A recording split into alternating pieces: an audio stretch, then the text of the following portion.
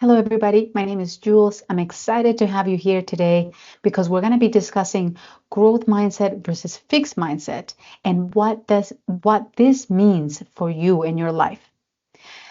I never wanted to make mistakes when I was growing up. I avoided them. I defended them. I justified them, anything but owning them. I remember when I was working in marketing with my brother and a team, he proposed an idea, a strategy that looking back was honestly the right approach. But I was confident that my way was better. So I went forward with my plan, convinced everybody that it would work, and it didn't. The numbers weren't there, the results weren't there, the strategy just was not working. But instead of admitting I was wrong, I kept pushing. I kept telling myself, it just needs more time, or the circumstances weren't right, or people just don't see it the way that I do. I refused to acknowledge my mistake. But what I didn't realize at the time was that the real failure wasn't in choosing the wrong strategy, but it was in refusing to learn from it.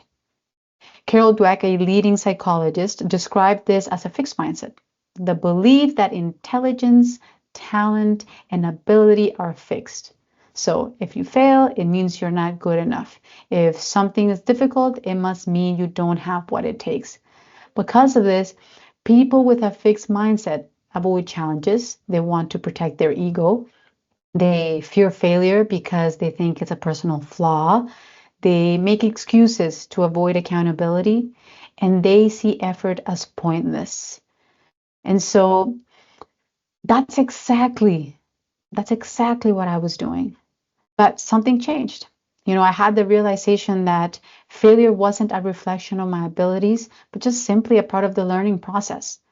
And I started embracing a growth mindset, the belief that abilities can be developed, that mistakes weren't something to avoid, but something to study, analyze, and grow from. Carroll's research reveals that people with a growth mindset achieve more in life because they approach challenges differently.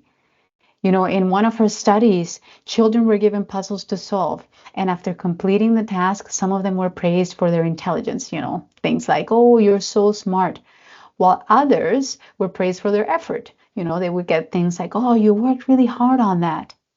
And what do you think the results were? Of course, the kids praised for intelligence developed a fixed mindset. They avoided harder challenges because they didn't want to risk not looking smart. And the kids praised for effort developed a growth mindset. They chose harder challenges, understanding that effort leads to mastery. Think about that for a moment. The way we perceive challenges and failure shapes the way we approach life. When I stopped fearing mistakes and I started learning from them, everything shifted. I stopped defending my mistakes and started studying them. I stopped seeing criticism as an attack and started seeing it as feedback. I stopped making excuses and started making progress. And something interesting happened. People noticed. My relationships improved because people respect someone who owns their mistakes. My skills improved because I was actually learning instead of protecting my ego. And my confidence grew because I stopped running from failure and started embracing growth. Everything in my life got better when I let go of that fear of failure. So why is growth mindset important in achieving the life that you want? Well, a fixed mindset says if I fail, I'm a failure. A growth mindset says if I fail, I learn. A fixed mindset sees intelligence, talent, and ability as set in stone, whereas growth mindset sees them as a muscle that can be strengthened. So the good news here is that you can train your mind to embrace growth. So if you want to unlock your potential, you need to train your mind to see mistakes, challenges, and failures as stepping stones, not roadblocks. So I want to talk about how we can do this. So number one, we can reframe mistakes as lessons. Instead of thinking, I failed, I'm not good enough, shift it to, I failed, so now I know how to improve. Number two, Take radical ownership. Stop blaming circumstances, other people, or bad luck. Own your result, good or bad. The moment that you take responsibility, you gain power over your life. Number three, you can surround yourself with growth minded people. So if you spend time with people who complain, blame others, avoid challenges, that mindset will for sure rub off on you.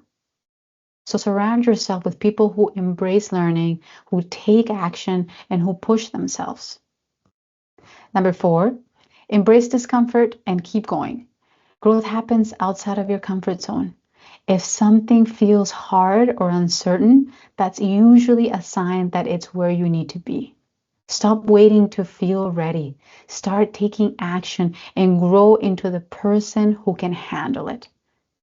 Right now, you might be operating with some fixed mindset beliefs. That's okay. I am too. The good news is that you can change. Your brain is designed to adapt and evolve. The thoughts you hold today don't have to be the thoughts you hold tomorrow. You can literally train yourself to think differently, to grow, to improve. And if you do this, your entire life will change. Your relationships will improve, your skills will expand, your self confidence will skyrocket. And you'll finally see what's possible when you stop fearing failure and start embracing growth. So today, I want to challenge you. Think about one mistake you made recently. Instead of ignoring it or making it an excuse, I want you to own it. Ask yourself, what can I learn from this? And then I want you to take action. These things will help you change your life and be able to have the life that you truly want. Thank you for watching. If you enjoyed it, please subscribe. If you think others will find it valuable, please share. Until next time, thank you so much.